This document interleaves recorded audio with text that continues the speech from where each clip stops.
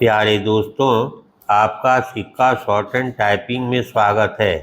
यदि आप चैनल पर नए हैं तो चैनल को सब्सक्राइब कर बेल आइकन को प्रेस करें।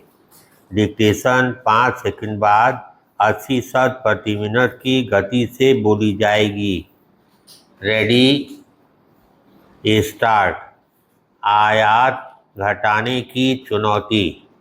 गत दिवस केंद्रीय कैबिनेट ने जो अनेक फैसले लिए, उनमें अधिकांश के केंद्र में देश की आर्थिक स्थिति को बल प्रदान करना रहा। ये फैसले यही अधिक रेखांकित करते हैं कि सरकार यह चाहती है कि आयात घटे और मैन्युफैक्चरिंग बढ़े ताकि निर्यात बढ़े। सरकार ऐसे प्रयत्न पहले भी करती रही है। इसका प्रमाण है उसकी ओर से मेक इन इंडिया के साथ देश को आत्मनिर्भर बनाने का अभियान शुरू करना और साथ ही स्वदेशी के मंत्र को दोहराना। इन अभियानों को जोर शोर से शुरू करने और कारोबारियों को प्रोत्साहित करने के लिए अनेक उपाय करने के बाद भी बात पूरी तरह बन नहीं रही है। देश को अनेक ऐसे उत्पादों का आयात करना पड़ रहा है जिनका उत्पादन देश में आसानी से किया जा सकता है। तथ्य यह भी है कि भारतीय उत्पादों का निर्यात अपेक्षा के अनुरूप नहीं बढ़ पा रहा है।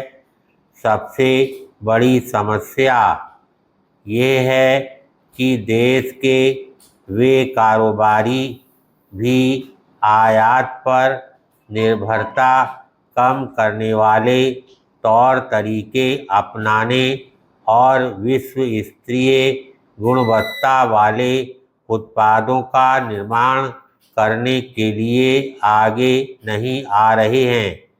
जिनके पास पूंजी और संसाधनों की कमी नहीं।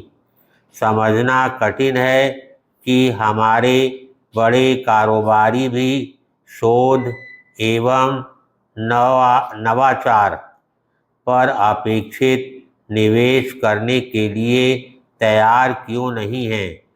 उचित यह होगा कि सरकार इसके कारणों की तह तक जाए, क्योंकि आयात कम करना और निर्यात बढ़ाना तब तक संभव नहीं जब तक हमारे कारोबारी अपने हिस्से की जिम्मेदारी का निर्वहन नहीं करते।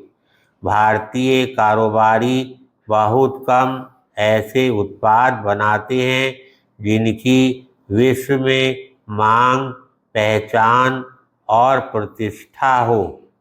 यदि वे विश्व स्तरीय सेवाएं दे सकते हैं तो विश्व स्तर की गुणवत्ता वाले उत्पाद क्यों नहीं बना पा रहे हैं।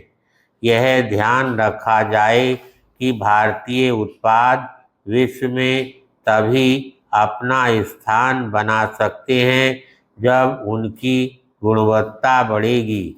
आज यह अपेक्षा नहीं की जानी चाहिए कि समृद्ध होता भारतीय मध्य वर्ग कम गुणवत्ता वाले उत्पाद इस कारण खरीदने के लिए तैयार हो जाएगा, क्योंकि वे स्वदेश में निर्मित हैं। जब उन्हें उसी मूल्य पर विदेशी उत्पाद आसानी से उपलब्ध हैं तो फिर वे गुणवत्ता से समझौता क्यों करें। निसंदेह यह भी ठीक नहीं कि भारत जिस तैयार माल का निर्यात बढ़ा रहा है, उसे बनाने के लिए कई आवश्यक कल पुर्जे बाहर और विशेष रूप से चीन से आयात किए जाते हैं। इनमें इलेक्ट्रॉनिक्स वस्तुओं के साथ दवाएं और इंजीनियरिंग सामान भी शामिल है।